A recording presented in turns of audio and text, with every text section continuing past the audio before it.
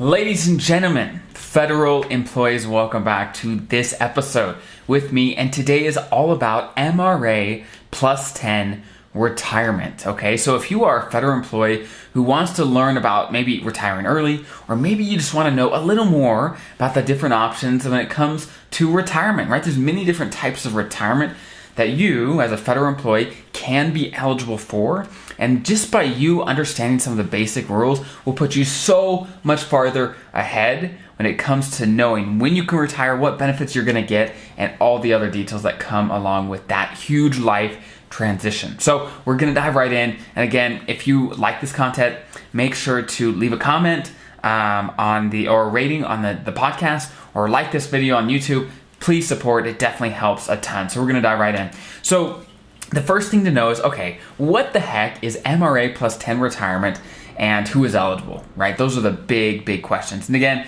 MRA plus 10 retirement is just a type of retirement that you can be eligible for, along with on the blog that I'm sharing here. You can see there's other types, whether it's regular or early out, deferred, postponed. There's lots of different types, so definitely check out those links if you're into that.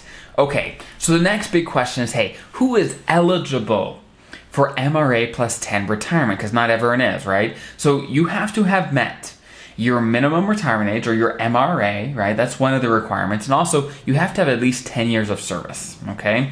So the requirements for this type of retirement are relatively low compared to others, right? Now, there's some downsides, but we'll definitely get to that. So if you're not familiar, your MRA is probably between age 56 and 57. Again, I'm sharing a chart on my screen that it's based on your birthday, right? So if you find your birth year on the left side of the column, then on the right side will be your MRA. And again, for you, planning to retire, it's probably between 56 and 57, okay? So those are the two requirements for MRA plus 10 retirement. But there's one thing we have to note here, okay? It's that you have to have at least 5 of these 10 years that you have to have for MRA plus 10, at least 5 of them have to be civilian service. So if you've listened to my stuff before, you know that if you have had military time, you can buy that time back to count to increase your pension, your civilian pension, and to allow you to retire potentially earlier as a civilian, right? But to be eligible for this type of retirement, at least 5 of the 10 years have to be civilian, right? So if you only have 3 and you bought back 7 years of military time, that wouldn't cut it. You have to have at least 5 of civilian, okay? Perfect. So the next thing is, what benefits do you get under this retirement, and what benefits don't you get, okay? So we're gonna start with the ones you do get. The first thing is that you can get a pension right away, which is awesome. That's a huge benefit. You could retire right away, assuming you're eligible, right? And you can retire and get a pension, a monthly check right away. The next benefit you do get is you could keep your health insurance, which is awesome, and you could also keep your life insurance, okay? Now, the next benefits that you do not get, which you definitely need to understand, is you do not get a full pension, okay? Your pension is actually reduced, and we're going to touch on that a little later. The next benefit that you do not get is the FERS supplement, okay? So definitely understand the FERS supplement, and know that you're not going to get it if you do retire only with an MRA plus 10 retirement, okay? Perfect. So now let's dig into the reductions, because like I said, there is a reduction for retiring with this type of retirement. So let's dig into it. And basically, it's pretty simple. This is how it works. For every year that you retire with this type of retirement, before age 62, you're going to see a 5% reduction to your pension, okay? So basically, if you're 57 and you're retiring with an MRA plus 10 retirement, well, guess what? That's 5 years before age 62.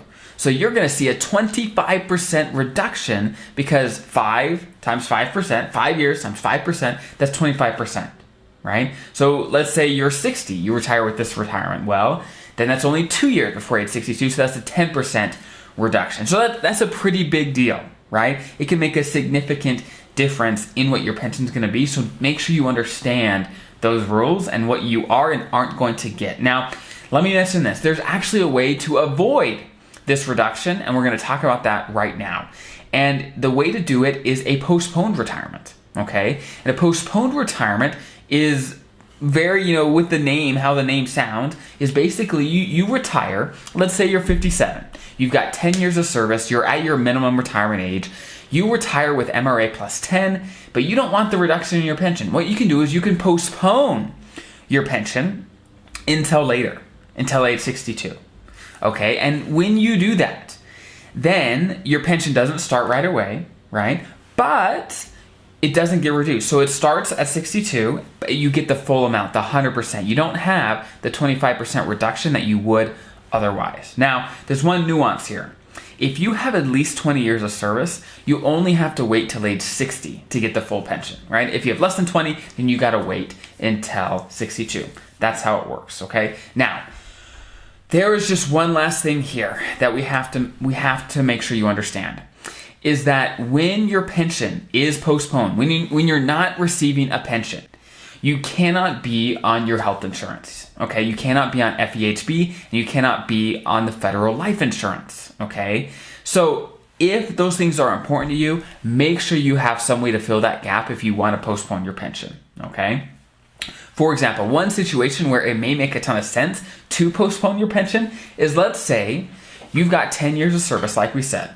You're at age 57, you want to go take another job somewhere else. Maybe be a consultant, maybe a contractor, whatever it is. You want to do something else until you actually retire and stop working for good, okay? And let's say the other employer that you're going to be working for, let's say they also offer health insurance. But the difference, because most employers that are not the federal government don't allow you to keep their health insurance into retirement. Some might, but it's rare. It's rare. So what you can do is say, hey, I don't need income right away because I'm taking this other job. I'm going to postpone my pension until 62, and then at 62, the pension will start. It'll kick back on, and at that point, you can start your life insurance and your health insurance back up, assuming you were eligible to keep those into retirement anyway, right? So that is a situation where that may make sense. Perfect. So the next thing we have to figure out is, okay, how do we calculate your pension, your monthly check that you're going to get for working for the government? How do we calculate that if you are retiring with an MRA plus 10 retirement, right? And basically it's very similar to how you normally calculate it otherwise, right? You take your high 3 salary, the average salary that you got paid during the highest 3 paid years of your career. It doesn't have to be the last 3, just the highest paid, okay? You times that by your years of service times your multiplier. And for you, with an MRA plus 10 retirement, it's gonna be a 1% multiplier, okay? And if you wanna see more examples of these numbers actually in practice and how the reduction might work, definitely go to my blog. I'm sharing it here on my screen. I'm not gonna go through it here because it's hard, especially on the podcast, to listen through numbers. So definitely check out the MRA plus 10 ultimate guide on my website. And that's hawsfederaladvisors.com. Perfect. So the last couple questions that we're going to touch on here, and these are common questions I get all the time with this type of retirement. And the first one is this, and we talked about this before. Can you get the first supplement with MRA plus 10 retirement? No, you cannot, right?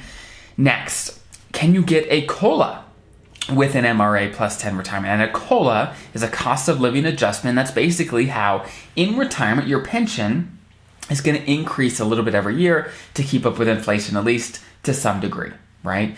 And the answer is, as a first federal employee, you don't get COLAs until age 62. So with this type of retirement, you will be eligible for COLAs. They just won't start until you're 62, okay? Perfect.